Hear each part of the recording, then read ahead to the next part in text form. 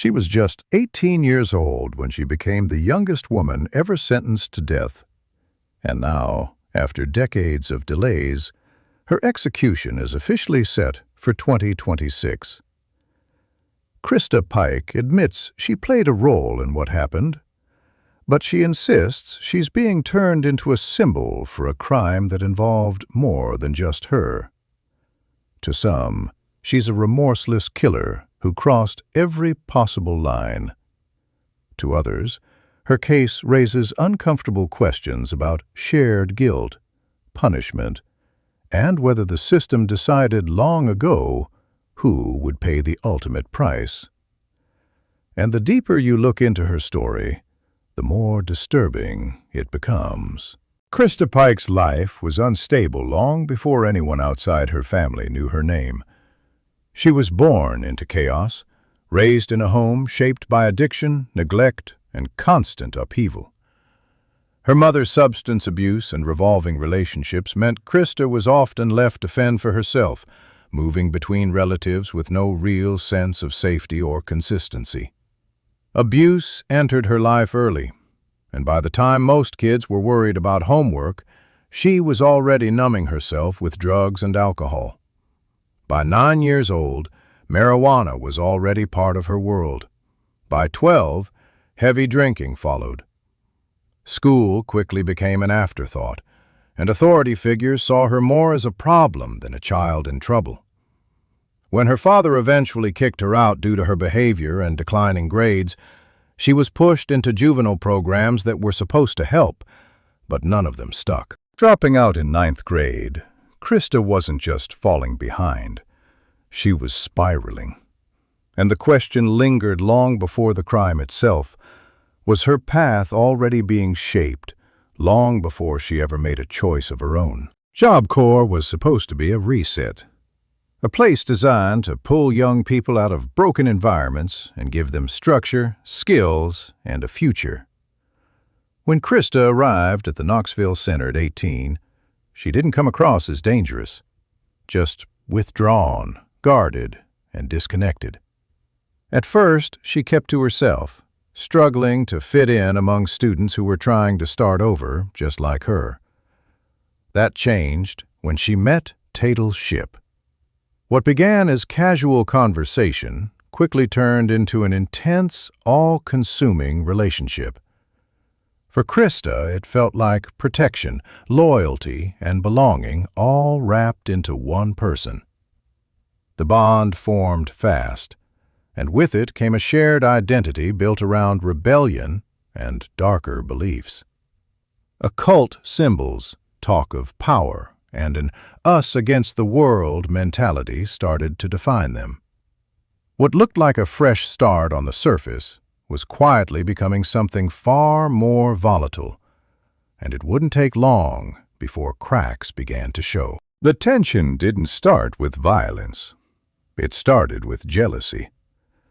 In the same computer programming class was another student, Colleen, someone who had her own troubled past and was simply trying to move forward. She had become friendly with Tadaryl, nothing more than classmates talking during lessons. But to Christa, that was enough to set something off. She became convinced Colleen was trying to take what she believed was hers.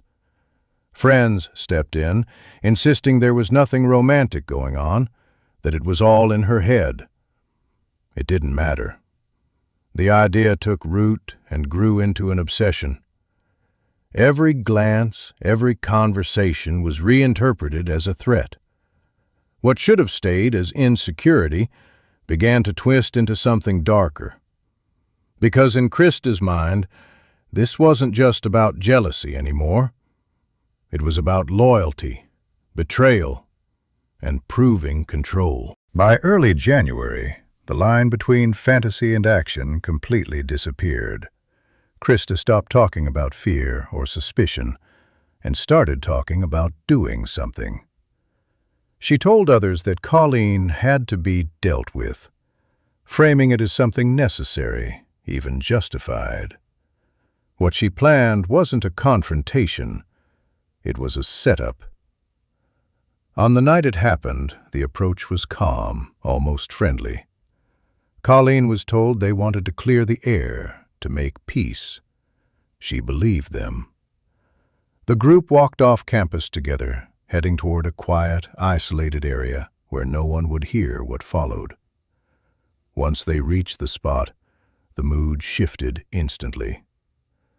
What came next wasn't quick, and it wasn't accidental. It dragged on, deliberate and brutal, stretching far longer than anyone could explain away as panic or loss of control. And when only 3 of them walked back, there was no confusion about what had just been done. Because the worst part was still yet to come. What stunned investigators wasn't just what happened in that isolated area. It was how Christa acted afterward. Instead of panic or fear, she returned to campus energized, openly talking about what she had done. She didn't try to hide it. She bragged. She laughed. She even kept a piece from the scene as a personal souvenir, something most people can't even process, let alone admit to. She described the attack in vivid detail to others, smiling and celebrating as if she had accomplished something meaningful. There was no visible regret, no hesitation, no shock setting in. To those who heard her speak that night, it felt less like a confession and more like a performance. By the time authorities began piecing things together, it was already clear this wasn't a crime driven by fear or impulse. It was something far colder. And once she was taken into custody, the story she told would only make things more complicated. Once arrested, Christa didn't stay silent. She gave a long, detailed confession, walking investigators through what happened step by step. At first, she appeared willing to take responsibility, positioning herself as the central figure so the others wouldn't face the same consequences. But as time passed, her narrative began to shift. She started claiming the plan was never meant to go that far, that she only wanted to scare Colleen, that things got out of control. Then came new explanations, hearing voices, losing time, blacking out during the attack. These claims clashed sharply with her earlier confidence and the calculated nature of what happened that night. When the case went to trial, the jury wasn't convinced. In March of 1996, she was found guilty of premeditated first-degree murder and conspiracy.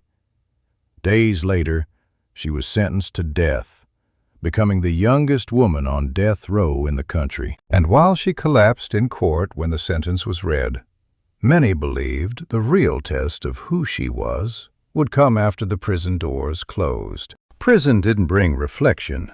It brought more violence. Years into her sentence, Christa became involved in a brutal attack on another inmate. According to reports, she used a shoelace to choke the woman, nearly ending her life before guards intervened. It wasn't a momentary scuffle. It was controlled, personal, and terrifyingly familiar.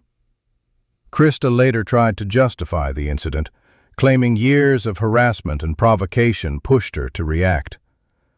But for many watching the case from the outside, it confirmed their worst fears. This wasn't someone who had left violence behind. Any lingering arguments about reform or remorse began to collapse. Each incident behind bars reinforced the image prosecutors had painted years earlier, that the danger hadn't disappeared. It had simply been locked away. And as time passed, one final decision loomed closer than ever. In late 2025, the final order came down.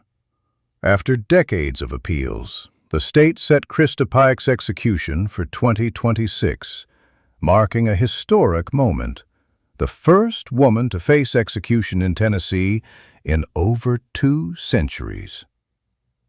The decision reignited debate across the country, not just about the crime itself, but about who ultimately bears responsibility. Christa doesn't deny her role. What she continues to argue is that she's being made to carry the full weight of a crime that involved multiple people. One walked free, one received life, and she faces the ultimate punishment. As the date approaches, her case forces an uncomfortable question that still divides public opinion. Is this justice finally being served, or a system choosing one person to make an example of decades after the damage was already done? Christa Pike's story doesn't end with a single act or a single verdict. It lingers in the uncomfortable space between accountability and consequence. A life shaped by chaos, violence, and obsession led to a crime that can never be undone. The suffering she caused is permanent, and nothing can change that. But as her execution date draws closer, the focus shifts from what happened to what it means. She will be remembered as the youngest woman ever sentenced to death, a label that overshadows every other detail of her life. For some, her punishment feels long overdue. For others, it raises questions about shared guilt, unequal sentencing, and whether the system truly delivers justice or simply closure. Long after the sentence is carried out, her case will continue to force people to confront a difficult truth: that some stories don't have clean endings, only consequences that echo far beyond the crime itself.